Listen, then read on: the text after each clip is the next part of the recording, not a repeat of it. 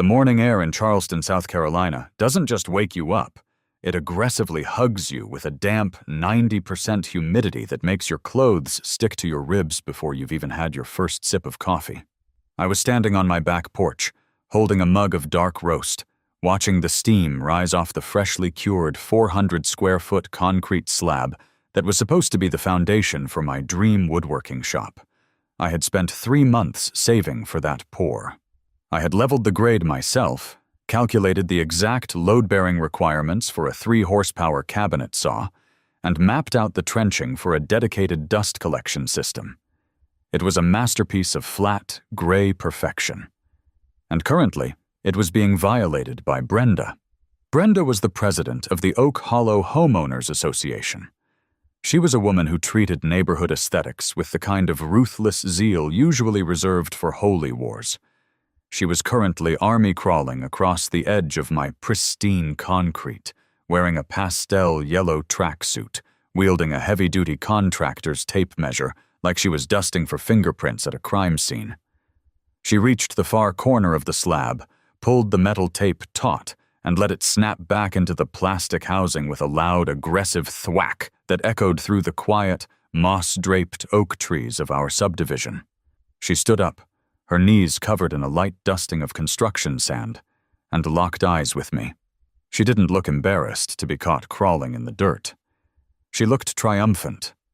400 square feet, Mark, she announced, her voice carrying the shrill, triumphant pitch of a prosecutor who just found the smoking gun.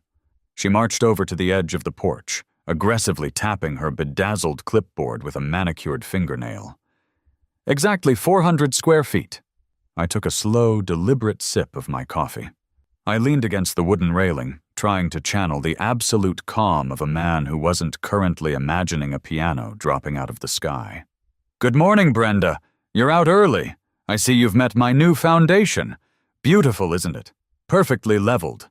It is a violation, Mark, she snapped, adjusting her glasses. They hung from a pearl chain around her neck, giving her the aura of a disappointed librarian who also commanded a small militia. The Charleston residential accessory structure limit, as you well know, is strictly capped at 120 square feet. Furthermore, the Oak Hollow HOA bylaws clearly state that no detached structure shall exceed 15 feet in height or obscure the sightline of neighboring properties. Brenda, 120 square feet is the size of a walk-in closet, I said, keeping my tone entirely conversational. I can't build a woodworking shop in a closet. The table saw alone needs 10 feet of clearance on either side just to push sheet goods through. If I try to run a router table in 120 square feet, I'll end up amputating a limb. It's a safety hazard. Think of my limbs, Brenda. She wasn't amused. I don't care if you're building a rocket ship to Mars in there, Mark. The law is the law. We live in a historic adjacent zone. We have standards. We have heritage aesthetics to maintain. You can't just pour commercial-grade foundations willy-nilly because you want to play with power tools. It's a hobby, Brenda. It keeps me off the streets. It's an eyesore, and it's illegal, she countered, reaching into the oversized pocket of her track jacket. She didn't pull out a warning. She pulled out a neon pink laminated slip of paper with the official seal of the city of Charleston stamped at the top. She had a roll of heavy-duty packing tape prepped on her wrist. With practiced precision, she slapped the pink slip onto the siding of my house and taped down all 4 corners. What is that? I asked, staring at the blindingly bright square, ruining the aesthetic of my vinyl siding.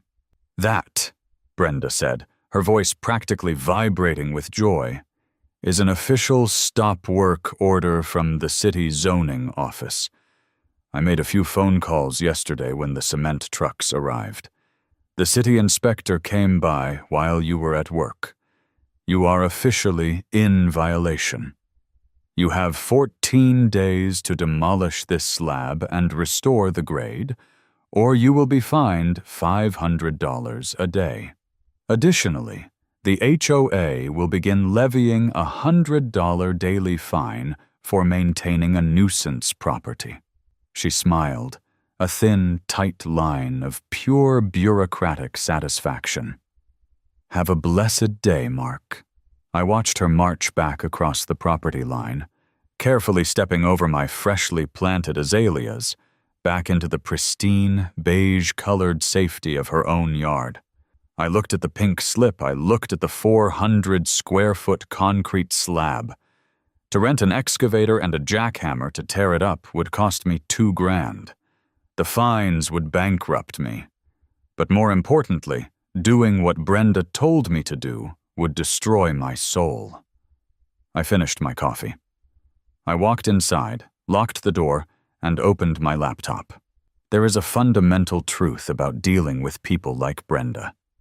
You cannot appeal to their humanity because their humanity has been entirely replaced by bylaws. You can't argue logic. You have to fight bureaucracy with superior, overwhelming, mathematically precise bureaucracy. I needed a loophole. For the next 4 hours, I didn't move from my kitchen table. I fell down a rabbit hole of municipal zoning codes, HOA covenants, and building ordinances. Charleston, like many old southern cities, is absolutely obsessed with its own history. The city council treats 18th century architecture with the reverence of holy relics. You can barely change the color of your front door in some neighborhoods without a forensic analysis of the paint chips. I scrolled through the standard residential restrictions. Brenda was right. The cap was 120 square feet. No exceptions, no variances, no appeals for hobbyist safety. But I kept reading. I dug into the appendices, the addendums, the obscure chapters that haven't been revised since the Clinton administration. And then, buried deep in Chapter 8 of the City of Charleston Historic Preservation Code, under a section titled Relocation and Preservation of Heritage Structures, I found a glitch in the matrix. Section 8 to 402, C.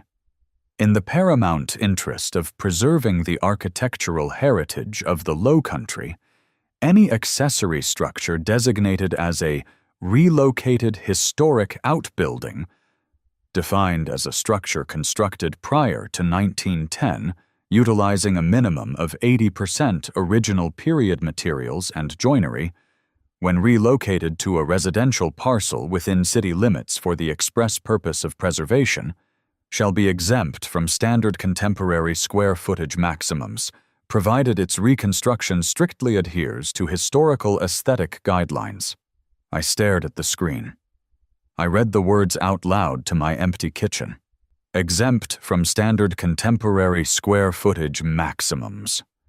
The city's psychotic obsession with old buildings was the skeleton key. If I built a new, modern shed out of Home Depot lumber, Brenda would have it bulldozed.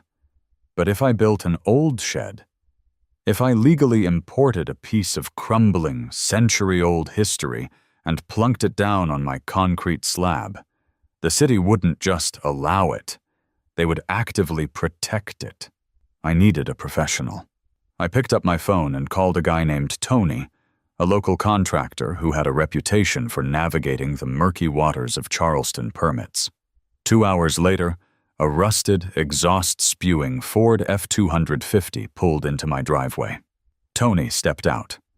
He was a guy who looked like he had been constructed out of beef jerky and cigarette smoke. He wore a faded Carhartt shirt and a baseball cap permanently stained with drywall mud. He walked into the backyard, took one look at the massive slab, and then looked at the pink stop work order on my house. He let out a low, raspy whistle. "Well, brother," Tony said, his voice sounding like a cement mixer, "you really stepped in it this time. That's a big piece of concrete for a neighborhood that measures grass height with a ruler." "Brenda called the city," I said, shaking his hand.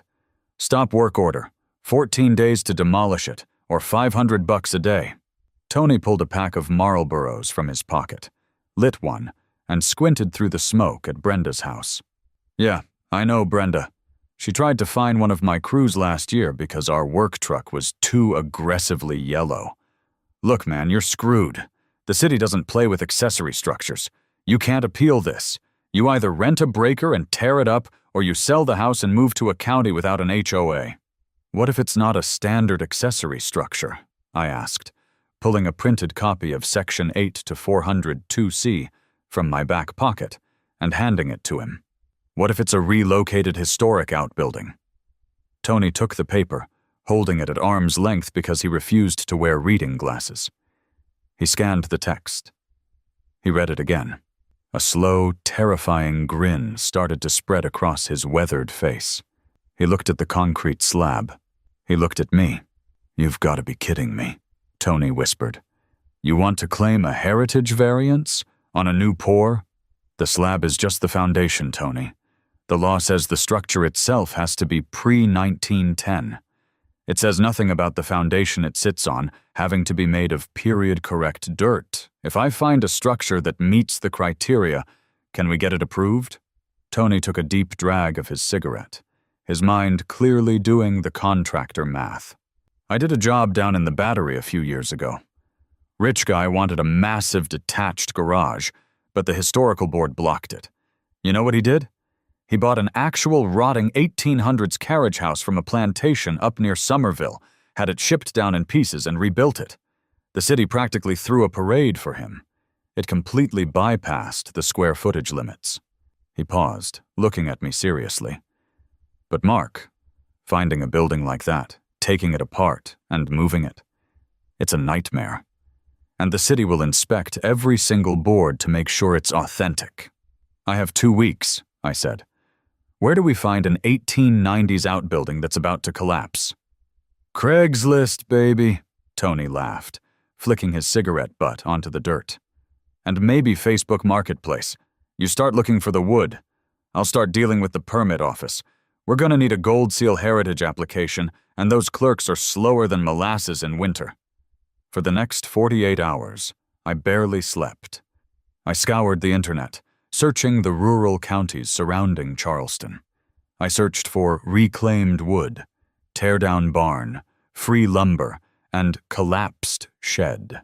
Most of it was either completely rotted to dust, or it was modern pine that someone was trying to pass off as rustic.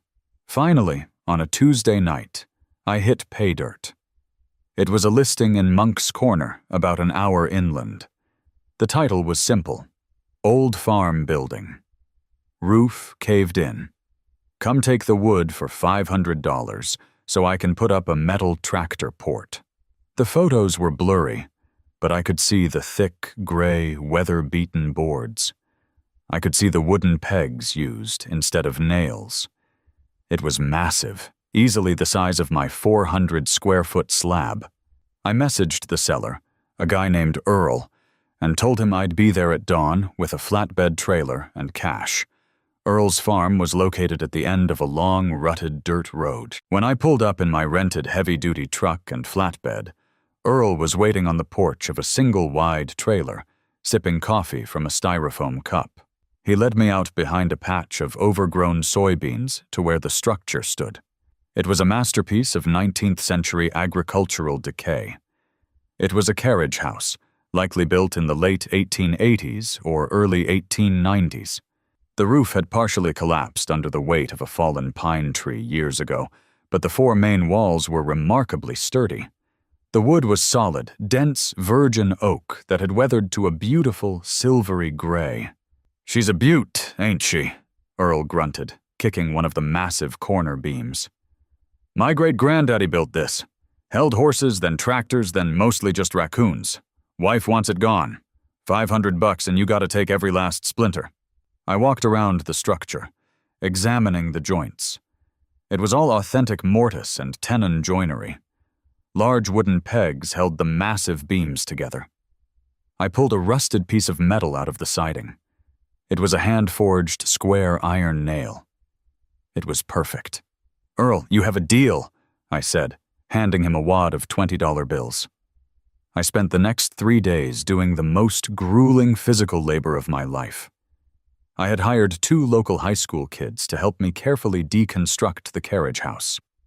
We couldn't just take a sledgehammer to it. We had to preserve the integrity of the wood for the city inspectors. We numbered the beams with chalk. We carefully pried off the silvery siding. We salvaged the massive, heavy iron hinges from the doors. We even sifted through the dirt to collect a bucketful of the original rusted square nails. By Friday evening, my backyard in Charleston looked like a historic lumberyard. The concrete slab was completely surrounded by meticulously stacked piles of 130-year-old oak. Tony had not been idle. He had taken my photographs, Earl's signed affidavit attesting to the building's age, and a detailed architectural rendering I drafted showing the structure being re-erected on my property, and marched into the Charleston Historic Preservation Office. On Monday morning, just 4 days before Brenda's stop-work order deadline expired, Tony pulled up to my house, laying on his horn. I walked out to meet him. He was grinning so hard his face looked like it was going to crack. He reached into his truck and pulled out a heavy stock folder. "They fought me on the foundation," Tony said, handing me the folder. "The clerk tried to say you couldn't put a historic building on modern concrete." I threw Section 8 to 402C in his face and pointed out that the code only regulates the structure's materials, not the geological composition beneath it. He had to bump it up to the head of the preservation board. I opened the folder. Inside was a certificate with a raised gold seal. City of Charleston. Approved Heritage Relocation Variance. Project Designation. 1890. Monk's Corner. Carriage Annex. Permitted square footage. 400 square feet. Exemption. Granted. Section 8 to 402C. I started laughing. It was a slightly maniacal laugh, fueled by exhaustion, caffeine, and the sheer intoxicating thrill of weaponized bureaucracy. I was legally untouchable. "All right," I said, looking at the piles of wood. "Let's build a historic monument." The construction process was a delicate, hilarious ballet of malicious compliance. Tony brought in his best framing crew. I had a strict meeting with them before they even picked up a hammer. "Listen to me very carefully," I told the 4 guys, who were all holding modern pneumatic nail guns and looking confused. "If anyone from the city, or a woman named Brenda who looks like she wants to speak to the manager of the universe, walks over here, you hide those nail guns immediately. You have to look like you're building this by hand. You use the wooden pegs for the structural joints. You use these." I kicked the bucket of rusted square nails. "You put these on the exterior siding so everyone can see how authentic it is." "Wait, we're building this whole thing with hand tools?" one of the framers asked, looking horrified. "No," Tony laughed. "On the inside, we're framing it out with modern 2x4s so it doesn't collapse and kill us. But the exterior has to be the old wood. It's basically a movie set. A high-tech workshop wrapped in an 1890s skin." The noise started at 7:30 a.m. on a Tuesday. The sound of framing hammers hitting dense, century-old oak is loud. It echoes. It didn't take long for the neighborhood to notice. At 8:15 a.m., Brenda burst out of her back door. She was wearing a pink bathrobe and holding a cordless phone. She didn't even bother with the stepping stones. She stomped right through her own flower bed and marched to the property line. She stared at the massive skeletal frame of the carriage house going up over the concrete slab. Her mouth literally hung open. It was already taller than the 15-foot limit, and the footprint was undeniably massive. "Mark!" she shrieked, her voice cutting through the sound of the hammers. "What in the name of God are you doing? I issued a stop-work order. You have 3 days left before the fines start." I climbed down from a ladder, wiping sweat from my forehead. I picked up a piece of the silvery siding and walked over to the property line. "Morning, Brenda. We're not violating the stop-work order. That order was for a standard accessory structure. As you can see, we canceled that project. This is a completely different endeavor." "It's on the exact same slab," she screamed. "You are building a massive illegal warehouse. I am calling the police. I am calling the zoning commissioner. I am going to have you arrested for municipal defiance." I don't think municipal defiance is a real crime, Brenda, I said calmly. But feel free to call whoever you like. We're just doing our part to preserve the rich, architectural heritage of the Low Country. She slammed her finger down on the phone keypad and started dialing frantically, storming back into her house. She's calling the cops, Tony said, walking over with a drill. You sure this paper is bulletproof? It's got a gold seal, Tony. Cops love gold seals. 25 minutes later, a Charleston Police Department cruiser rolled slowly down the street, its lights flashing silently. It parked, and 2 officers got out. They looked exhausted. Dealing with HOA disputes is the bane of every patrol officer's existence. They walked into the backyard, eyeing the massive wooden structure, the piles of old lumber, and the crew of guys hammering away. Brenda was right behind them, fully dressed now in a navy blue pantsuit, practically vibrating with righteous fury. All right, folks, let's shut the tools down for a second, the older officer said, holding up a hand. The hammering stopped. The officer looked at me. Are you the homeowner? Yes, sir, Mark. Mark, your neighbor here states you are violating a city-issued stop work order and constructing an illegal, oversized structure without permits. She also claims you are operating an illegal lumber yard. Can you explain what's going on here? Brenda crossed her arms, a smug, victorious smile on her face. She was waiting for the handcuffs to come out. Absolutely, officer, I said, putting on my most respectful, cooperative citizen voice. Brenda is mistaken. I am well aware of the stop work order regarding standard structures. That is why this is not a standard structure. This is the 1890 Monk's Corner Carriage Annex. It is a city-sanctioned, historically protected heritage relocation project. The younger officer blinked. A what now? I walked over to Tony's truck, grabbed the heavy stock folder, and pulled out the gold seal variants. I handed it to the older officer. I also handed him a copy of Section 8 to 402C that I had highlighted in bright yellow. As you can see, officer, I explained, pointing to the paperwork, the City of Charleston Historic Preservation Office has granted a full exemption to the standard square footage and height caps, provided I use the authentic pre-1910 materials, which, as you can see, we are painstakingly doing. The officer read the variants. He read the highlighted city code. He looked at the pink stop work order on the house. Then he looked at the massive pile of rotting oak. He let out a long, heavy sigh. Well, ma'am, the officer said, turning to Brenda and handing the paperwork back to me. His permits are in perfect order. This is a sanctioned historical project. The stop work order doesn't apply to this variance. Brenda's smug smile vanished. Her face flushed a dangerous shade of crimson. That is impossible. It's a shed. It's an illegal shed covered in garbage wood. You have to arrest him, or at least write him a citation. Ma'am, we don't arrest people for building permitted historical structures, the younger officer said, clearly struggling not to laugh. This is a civil matter. The zoning office approved it. If you have an issue with the city's heritage laws, you'll need to take it up with the city council. Have a good day. The officers turned and walked back to their cruiser, leaving Brenda standing on the edge of my property, utterly paralyzed by the defeat. The absolute highest authority she knew, the police, had just told her that my massive, oversized shed was protected by the city itself. She didn't say a word. She just turned around, walked into her house, and slammed the door so hard a bird flew out of a nearby tree. Tony fired up his drill. Man, that was better than pay-per-view. Let's get this roof on. For the next 2 weeks, the project came together perfectly, and the contrast was beautiful. On the outside, the structure was a masterpiece of rustic, historical decay. The silvery oak siding was meticulously attached using the original wooden pegs and the rusted square nails.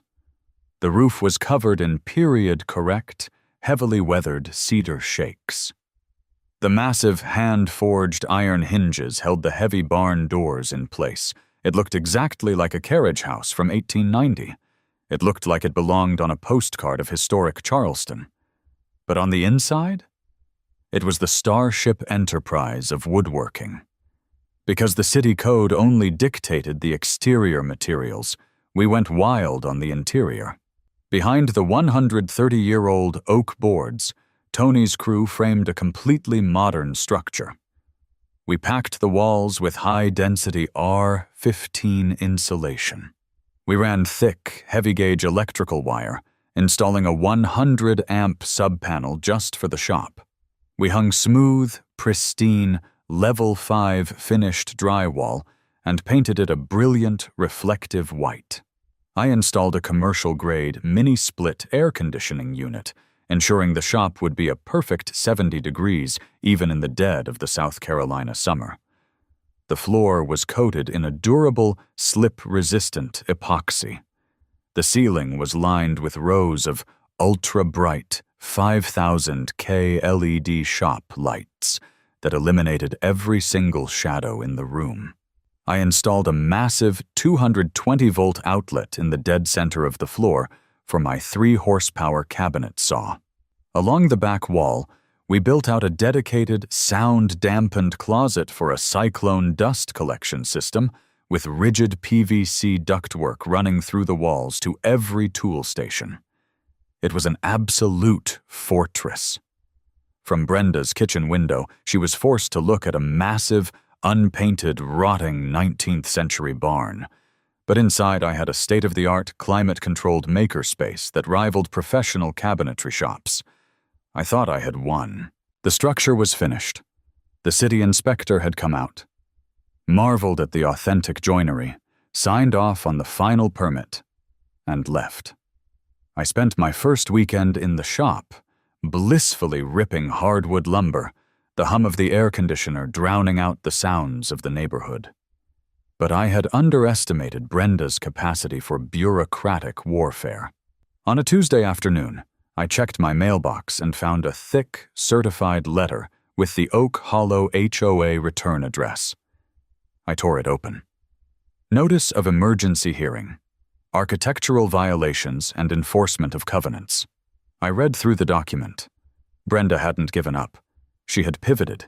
She had realized she couldn't beat me on the square footage, so she was attacking me on aesthetics. She had called an emergency meeting of the HOA board. The complaint stated that my structure violated Section 4 of the HOA bylaws, which mandated that all detached accessory structures must be painted to match the primary residence, beige/almond palette, and must be constructed of materials visually consistent with the neighborhood standard. She was going to try and force me to paint my 130-year-old virgin oak siding beige. The meeting was scheduled for Thursday evening at the community clubhouse. I didn't panic. I didn't get angry. I actually smiled. Brenda had just walked right into the final, inescapable trap of the Charleston Historic Preservation Code. I arrived at the clubhouse 10 minutes early. The room was tense. The 5 members of the HOA board sat behind a long, folding table. Brenda was in the center seat, looking resolute, a thick binder of bylaws resting in front of her. To her left sat a man in a cheap suit, who I recognized as a low-level clerk from the city's zoning department. Brenda had clearly pulled some strings to get a city official there to enforce whatever ruling the HOA made. "This emergency meeting will come to order," Brenda announced, her voice echoing in the small room. She glared at me. "We are here to address the structure on Lot 42. While the homeowner managed to exploit a technicality regarding the size of the structure, he is still bound by the covenants of this community. Specifically, the mandate regarding exterior paint and aesthetic conformity." She turned to the board. "The structure is unpainted. It is gray. It appears to be rotting. It is an eyesore that is dragging down our property values. I move that the board issue an immediate mandate requiring Mark to paint the structure almond beige, matching his primary residence, within 30 days, or face daily fines of $100 until compliance is met." The board members murmured in agreement. The city clerk nodded sagely. "Mark, the HOA vice president said. "Do you have a response?" I stood up. I didn't bring a lawyer. I didn't bring Tony. I just brought a single sheet of paper. "Thank you, members of the board," I said, walking to the front of the room. Brenda is absolutely correct. The HOA bylaws do require accessory structures to match the primary residence. And normally I would be happy to buy a few gallons of almond beige and get to work. Brenda looked suspicious. She narrowed her eyes. But, I continued, I am unable to do so, because painting that structure would be a violation of federal and municipal law. I turned to the city clerk sitting next to Brenda. "Sir, you're with the Zoning and Preservation Office, correct?" "I am," the clerk said, sitting up straighter. "Excellent," I said. I handed him the piece of paper. "Could you please read the highlighted section? That is Section 8 to 405, subsection D of the Charleston Historic Preservation Code. The specific ordinance governing structures granted a heritage relocation variance." The clerk took the paper, adjusted his glasses, and began to read aloud. The room went dead silent. "Under no circumstances shall a designated heritage relocation structure be subjected to modern aesthetic alterations. Such prohibited alterations include, but are not limited to, the application of vinyl siding, the installation of modern roofing materials, and the application of non-period correct exterior paints or sealants. The exterior of the structure must be maintained in its authentic, original historical state in perpetuity. Any defacement or modern alteration of the historical materials shall result in immediate revocation of the variance and a municipal fine not to exceed $10,000 per incident." The clerk stopped reading. He looked at the paper, then looked at Brenda. The color was slowly draining from Brenda's face. "You see, Brenda," I said, my voice calm, smooth, and laced with absolute victory. "If I paint that shed beige to satisfy your HOA bylaw, I will be legally defacing a city-protected historical monument. The city will fine me $10,000. And since the HOA would be the entity legally compelling me to break municipal and federal preservation laws, the HOA board would also be liable for fines and potential litigation for ordering the destruction of a heritage site." I leaned forward slightly, resting my hands on the folding table. Federal and municipal historic preservation laws supersede HOA covenants, Brenda. It's established case law, so if the board wants to officially order me to paint it, I'll need that in writing, signed by all of you, so my lawyer knows who to name in the lawsuit when the city comes after us. The vice president of the HOA, a man who clearly just wanted to go home and watch golf, immediately raised his hands in surrender. "No, absolutely not. We are not ordering anyone to break city laws. We are not getting fined $10,000 over a shed." "It's not a shed," I corrected him gently. "It's the 1890 Monk's Corner Carriage Annex." Brenda was speechless. Her mouth opened and closed a few times, but no sound came out. Her binder of bylaws was useless. Her tape measure was useless. She had tried to use the strict rules of the HOA to crush me, and I had simply found a bigger, older, much stricter set of rules to crush her right back. "The motion to compel painting is denied," the vice president declared hastily. "Are there any other matters? No? Meeting adjourned." The board members practically sprinted for the door, eager to distance themselves from Brenda's crusade. Brenda sat at the table alone, staring blankly at the wall. I gave her a polite nod and walked out into the warm Charleston night. The next evening, I was standing in the dead center of my 400-square-foot workshop. The LED lights were blazing, reflecting off the pristine white drywall and the shiny epoxy floor. The air conditioner was humming a quiet, icy tune. I had just finished setting up my table saw, running a piece of scrap maple through the blade to test the alignment. It cut like butter. The dust collector sucked every speck of sawdust out of the air before it could even hit the ground. I grabbed a cold, sweet tea from the mini-fridge I had wired into the corner. I walked over to the massive, heavy oak barn doors and pushed them open. The thick, humid evening air washed into the cool shop. I looked across the property line. Brenda was standing on her back deck. She was holding a watering can, staring across her perfectly manicured lawn at the massive, gray, rotting 19th century barn towering over my fence line. It was an absolute eyesore to her modern beige sensibilities, and there was absolutely nothing she could ever do about it. I raised my glass of sweet tea toward her. She didn't wave back. She just turned slowly and went back inside her house. I pulled the heavy wooden doors shut, threw the massive iron latch, and turned back to my tools. Sometimes, when the system tries to put you in a tiny 120-square-foot box, you don't fight the box. You just convince the system that the box is a historic landmark. I really thought that was the end of it. For exactly 11 days, I lived in a state of pure, uninterrupted bliss. Every evening after work, I would walk out my back door, cross the lawn, and unlatch those massive iron hinges. I'd step out of the muggy, mosquito-infested South Carolina heat and into my perfectly climate-controlled sanctuary. I was building a custom walnut dining table, and the shop was performing like a dream. The dust collector was whisper quiet, the LED lights made the grain of the wood pop, and for 11 days, Brenda was nothing more than a faint, angry shadow occasionally pacing behind her kitchen blinds. Honestly, I should have known better.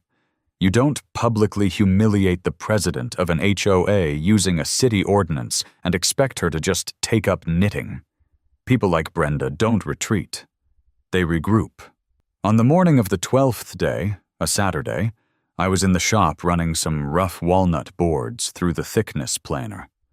The machine was loud, but with the R15 insulation in the walls, it sounded like a distant hum from the outside. I had my safety glasses on, earbuds in, just completely in the zone.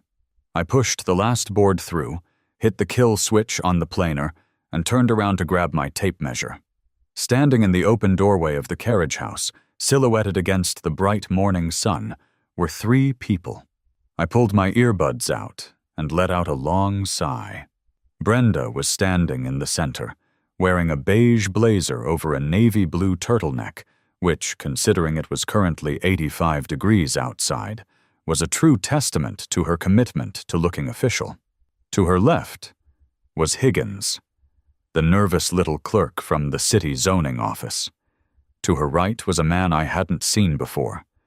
He was wearing a sharp, ridiculously expensive-looking gray suit, carrying a leather briefcase, and he had the cold, dead eyes of a corporate litigator.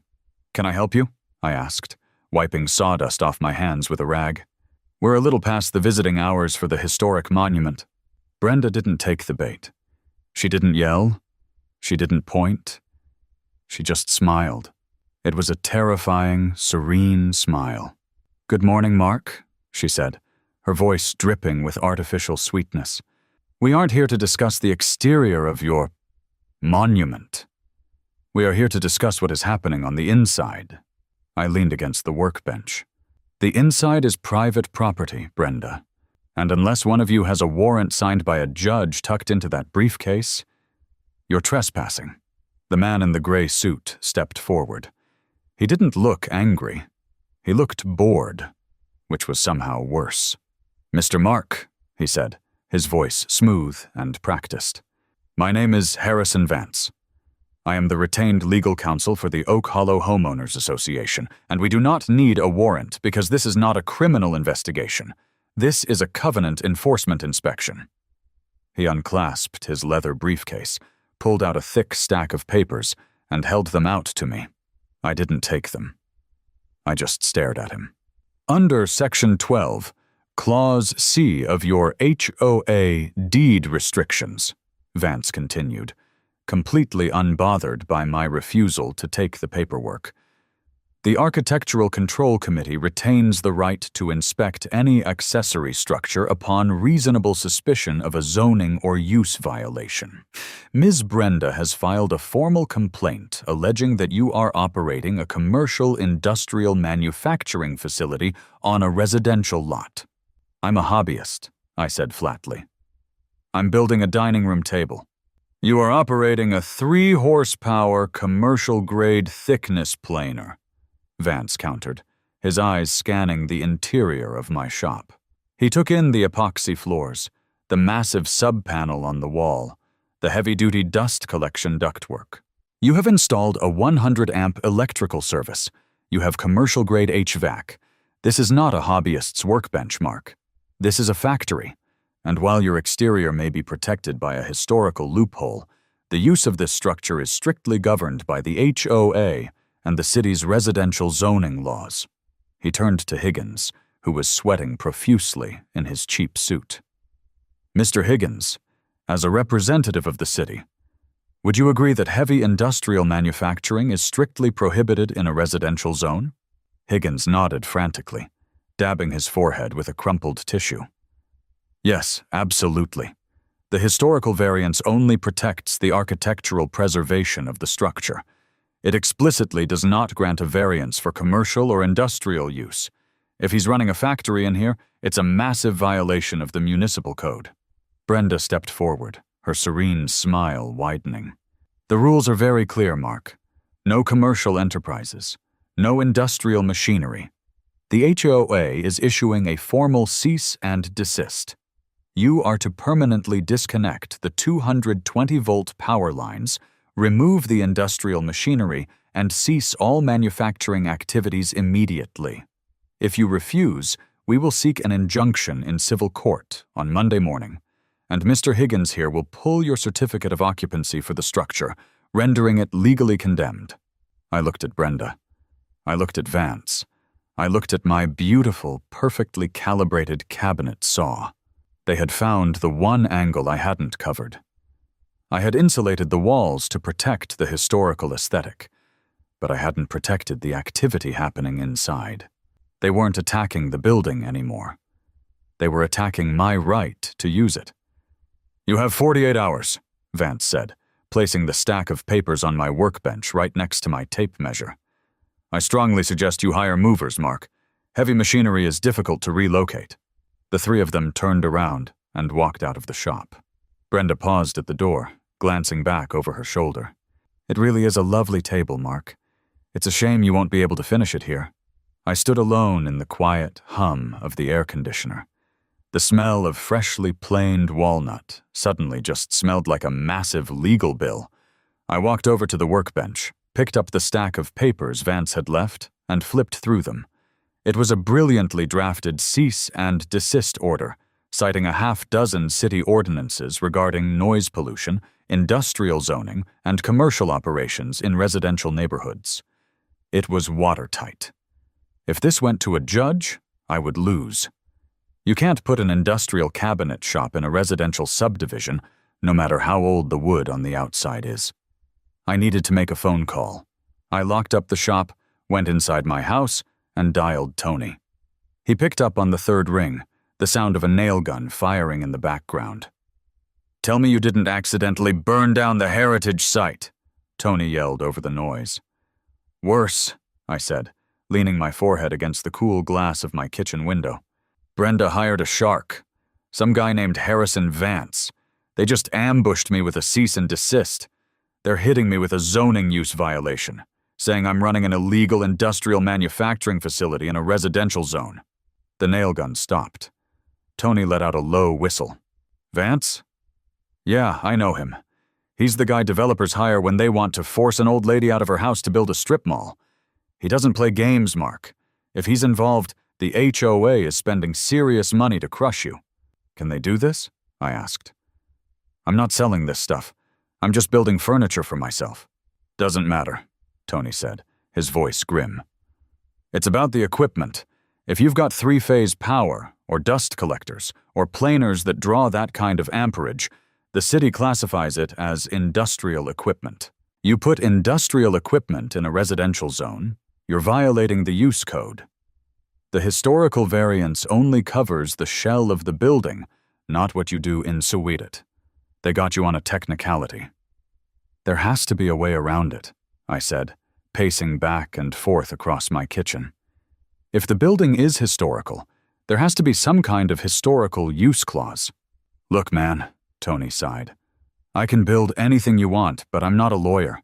If you want to fight Vance, you need someone who knows the zoning code better than he does. I know a guy. He's a little eccentric. But he used to work for the city planning office before they fired him for being too argumentative. I'll text you his number, but honestly, you might just have to sell the tools. Tony hung up. A minute later, a text came through with a phone number and a name. Barnaby Sterling. Don't mention I gave you his number. He thinks the government is tracking his texts. I stared at the phone.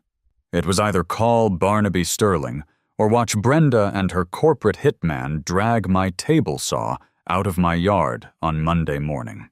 I dialed the number. Sterling, a voice barked immediately.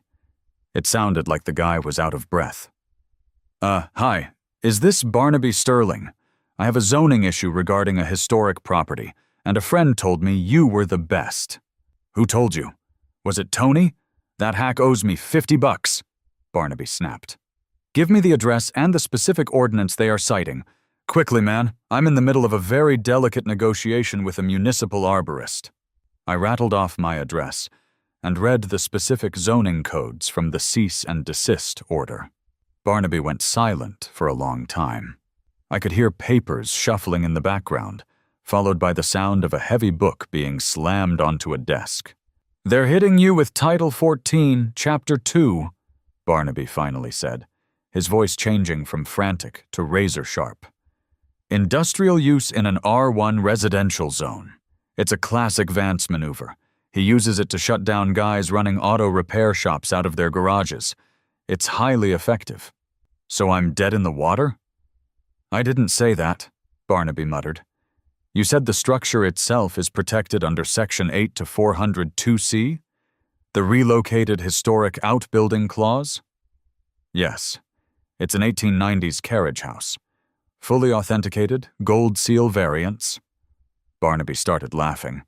It was a wheezy, chaotic sound. Oh, this is beautiful. Vance is a fool. He only looks at the modern zoning laws. He never reads the historical addendums. Mark, my boy, I need you to go down to the city archives tomorrow morning. You need to look up a very specific piece of legislation passed in 1983, back when the city was trying to boost heritage tourism. What am I looking for? You're looking for the Living History Enterprise Act, Barnaby said, enunciating every syllable. You aren't running an industrial manufacturing facility, Mark.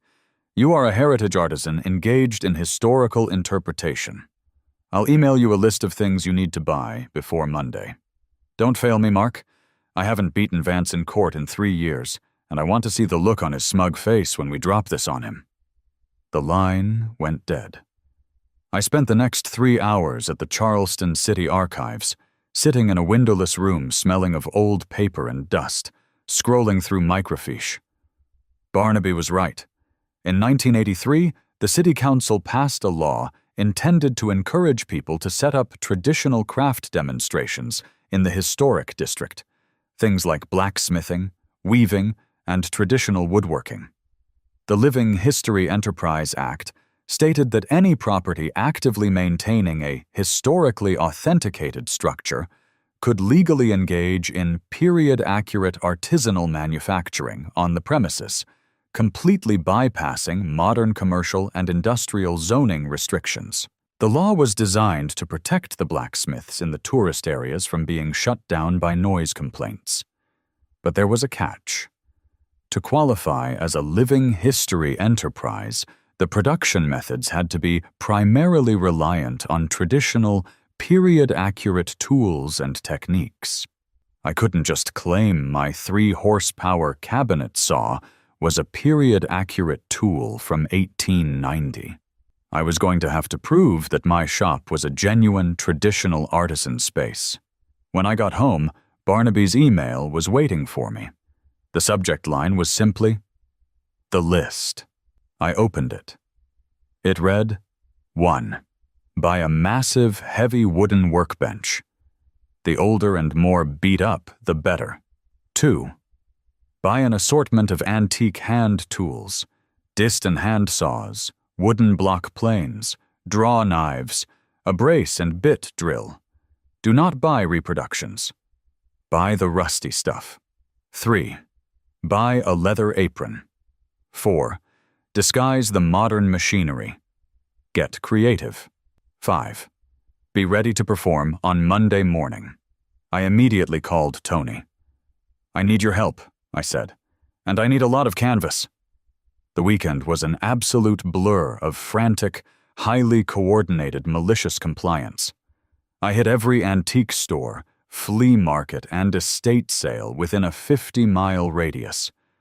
I bought 3 rusted hand saws with cracked wooden handles, a set of iron chisels that looked like they belonged in a medieval dungeon, and a massive heavy wooden block plane that weighed about 10 pounds. I found a guy selling a battered, oil-stained leather apron out of the back of his truck for $20. Tony came over on Sunday morning with a truckload of heavy, drop-cloth canvas and a staple gun. "This is insane," Tony laughed as we walked into the shop. "We're basically building a stage set inside a stage set." We spent the entire day transforming the interior of the 1890s carriage house into an 1890s carriage house. We took the heavy canvas drop cloths and draped them over the massive cabinet saw, the thickness planer, and the jointer. We secured the canvas with leather straps and heavy twine, making the machines look like large, mysterious crates of goods waiting to be shipped.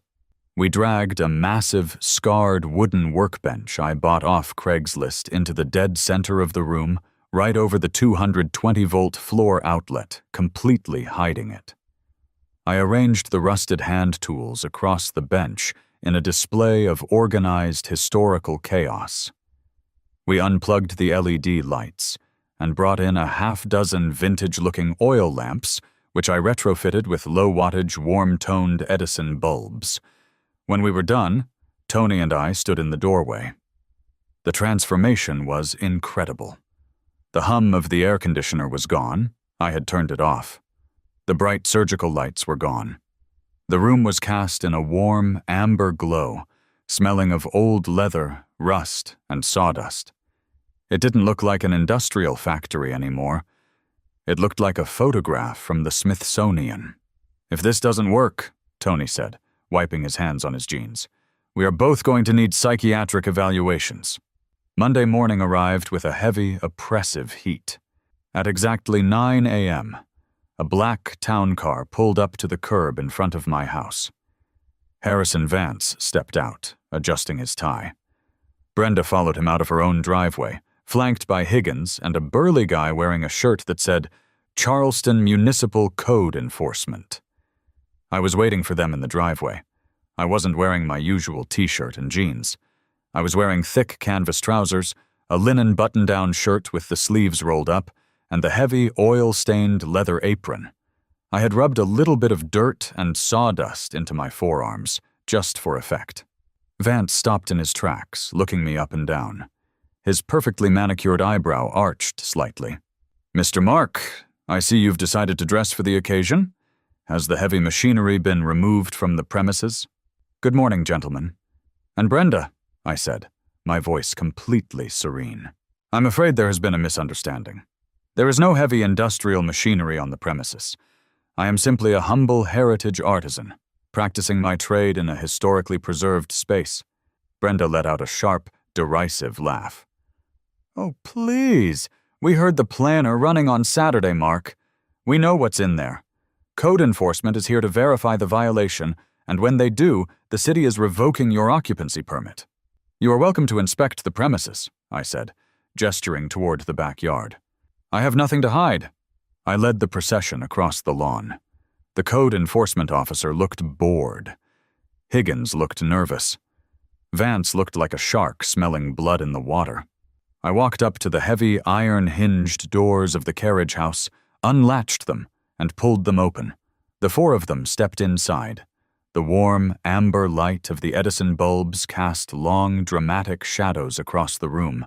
The massive, scarred wooden workbench sat in the center, covered in antique hand planes and rusted saws. The walls were lined with rough-cut walnut boards. The canvas-draped machines sat silently in the corners, looking like covered wagons. It was dead quiet. Brenda stopped dead in her tracks.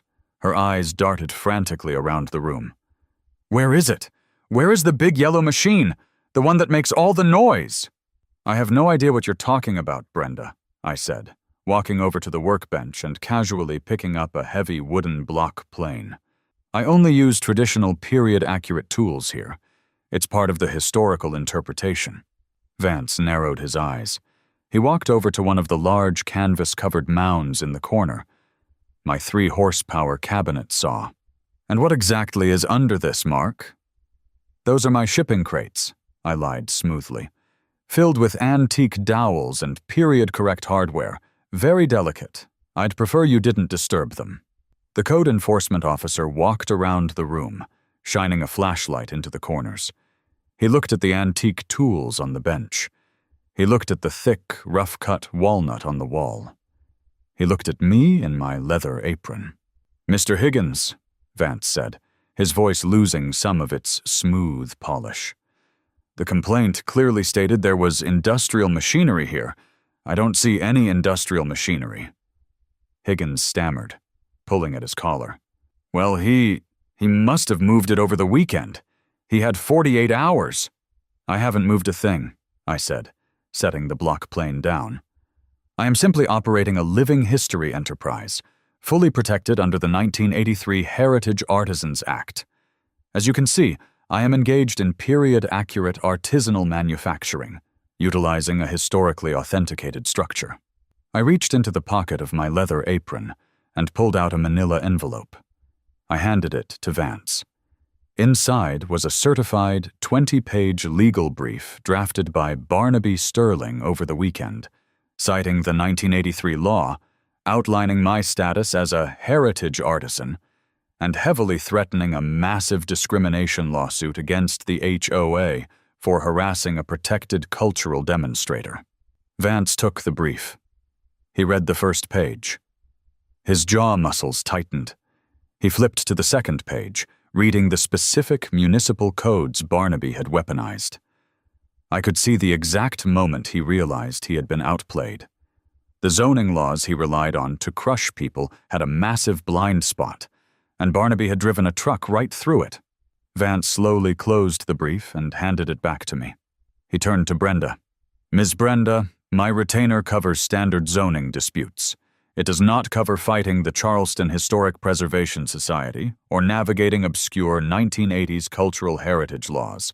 As it stands, this structure and its current use are completely legal under municipal code." Brenda looked like she was going to spontaneously combust. "Legal? He's wearing a costume. He's mocking us. You can't just put on an apron and claim you're a historical artisan." "Actually, ma'am," the code enforcement officer spoke up, scratching his chin. "Under the 83 Act, yeah, he kind of can. Unless you have photographic proof of him operating modern industrial equipment in here, my hands are tied. It looks like a period-accurate woodshop to me." The officer turned to me. "Nice collection of hand planes, by the way. My granddad had a Dyston saw just like that one." "Thank you, officer," I said, offering a slight, humble bow. "I take preserving the craft very seriously." Brenda turned on Vance, her face purple with rage. "You are useless. I'm paying you $500 an hour to shut this man down." "And I am advising you," Vance said coldly, "that continuing this pursuit will result in the HOA being sued for harassing a protected cultural enterprise. I suggest you drop the matter entirely. Good day, Mark." Vance turned and walked out of the shop, his expensive shoes crunching on the dirt driveway. Higgins scurried after him like a frightened mouse. The code enforcement officer tipped his hat to me and followed them out. That left Brenda. She stood alone in the center of the amber-lit room, surrounded by antique tools and canvas-covered machinery. She looked at me, a mixture of pure hatred and total defeat in her eyes. "You think this is over?" she whispered, her voice trembling. "You think you've won?" I picked up a piece of rough walnut and the wooden block plane. I locked the wood into a wooden vise on the bench. "Brenda," I said, looking her dead in the eye, "I'm a heritage artisan. My work is never over. Now, if you'll excuse me, I have a dining room table to build using only the power of my own 2 hands. Feel free to stay and watch the demonstration. Admission is $5. She didn't say another word. She turned around and practically ran out of the shop. I waited until I saw her front door slam shut.